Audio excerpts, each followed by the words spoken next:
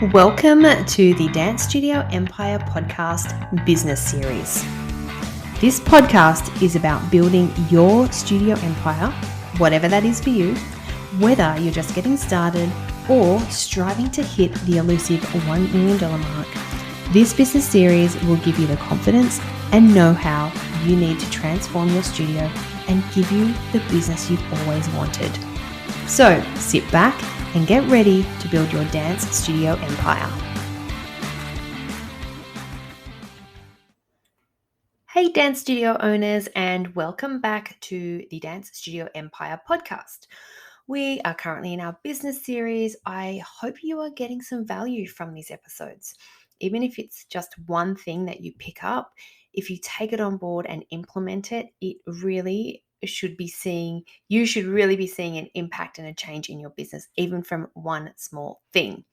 But anyway, let's move on to today's episode, which is about how to set your studio up for success.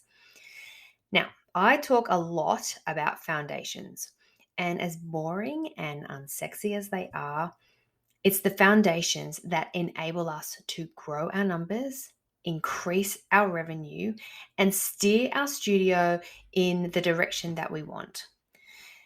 So many people just make it sound complicated and overwhelming. And really, it doesn't have to be.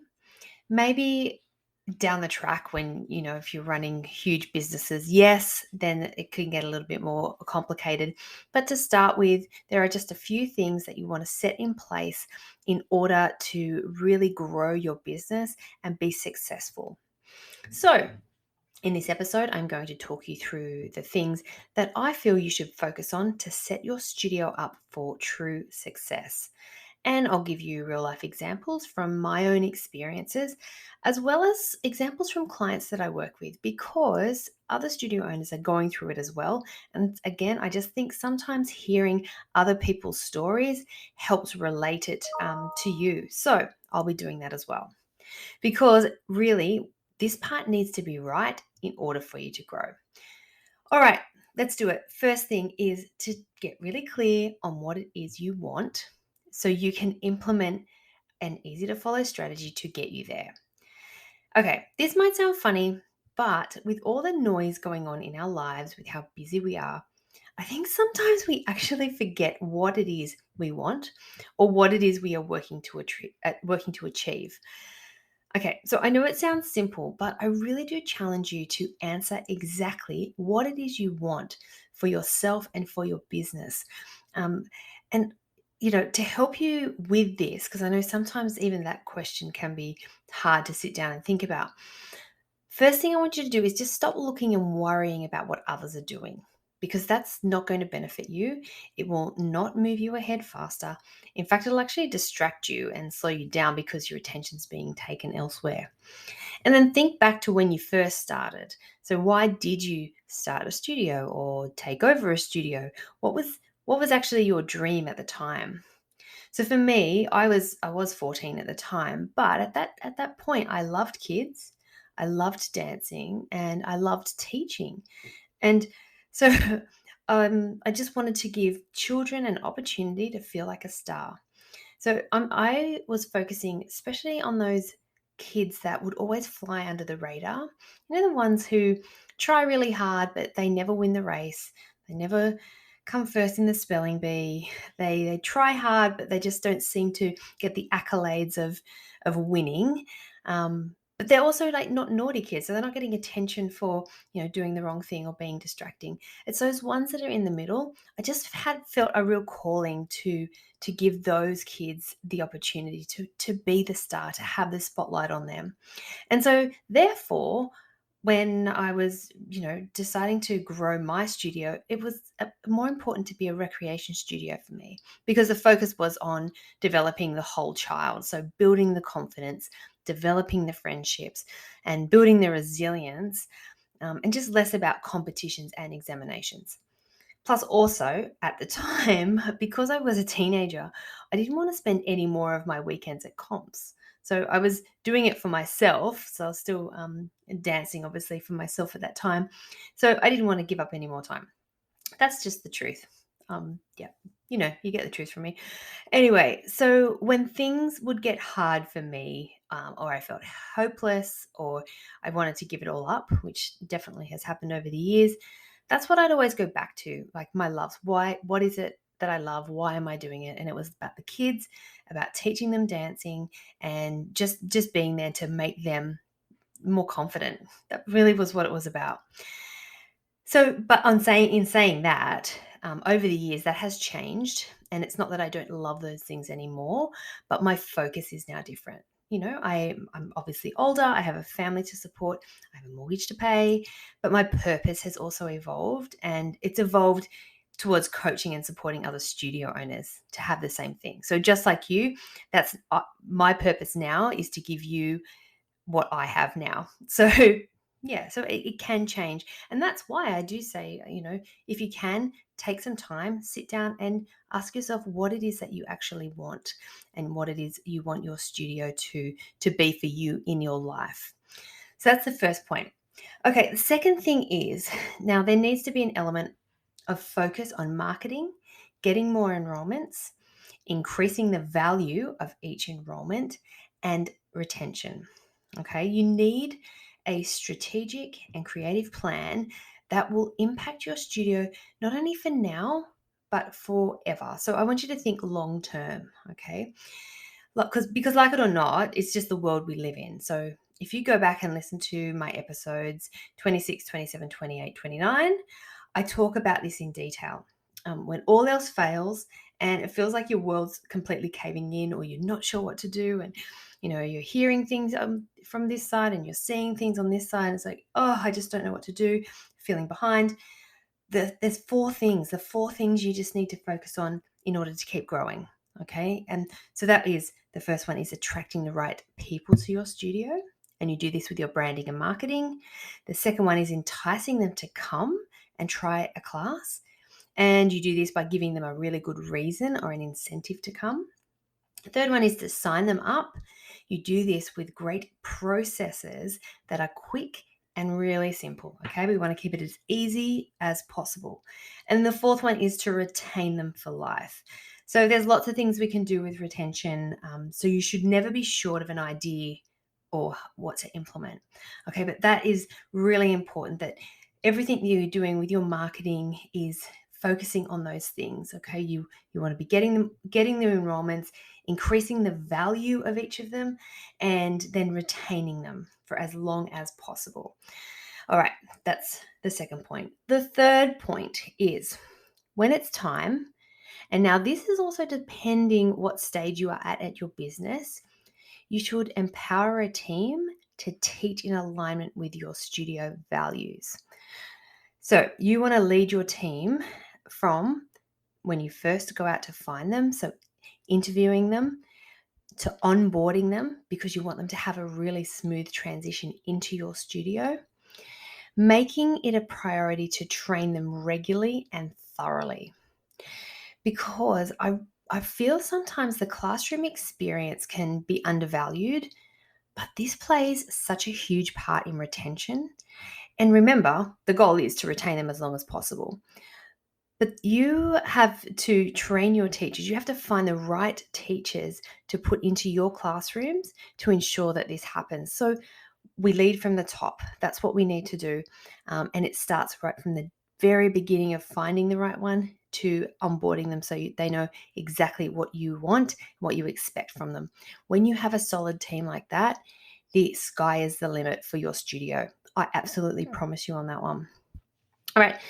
Moving on, number 4 is to find the blend between your business and your life outside the studio. Okay, now this is a topic that's being spoken about a lot at the moment on social media. If you're on Facebook, you probably see it in different dance studio owner groups or dance teacher groups.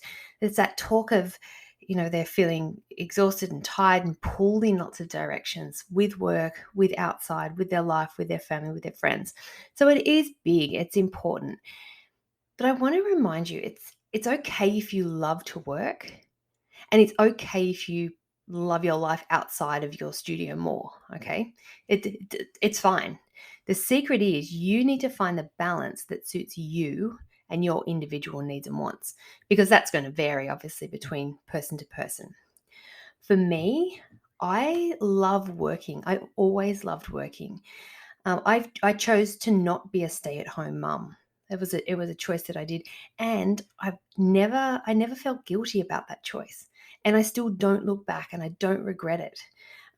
Now, this is possibly another controversial topic that we will cover later, because I find it really interesting talking to different people, and they have this guilt and they feel this pressure, and I just can confidently sit here and say I just never had that, and I think it's worth discussing a little bit later.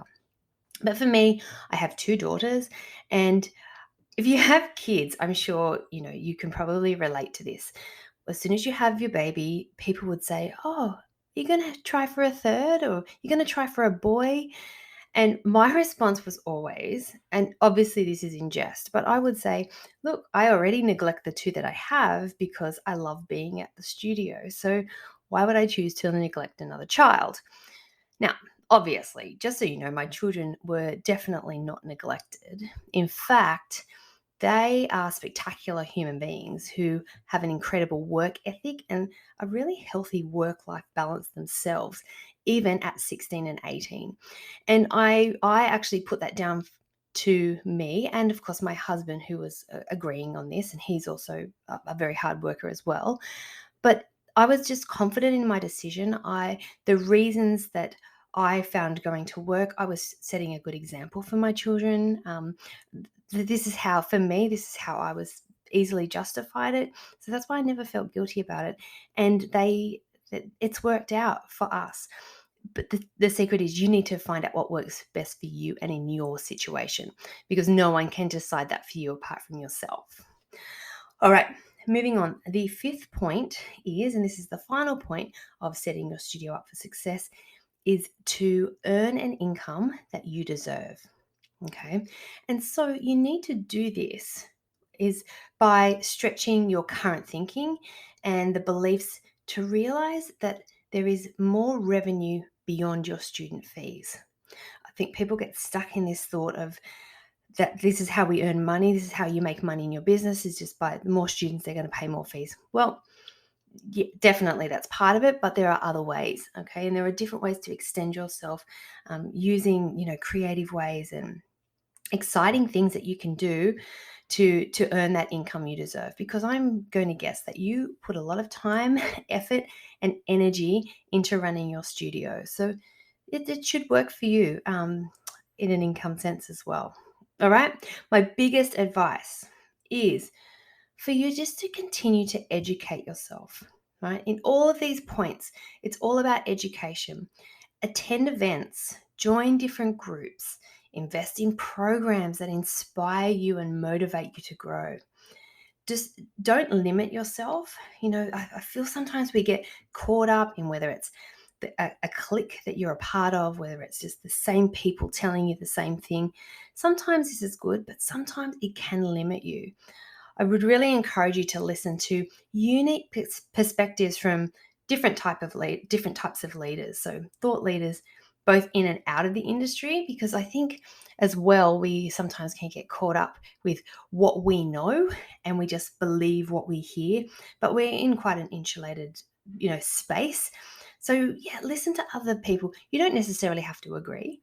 You don't necessarily have to do what they are suggesting, but I just think it can open up your mind to try different things.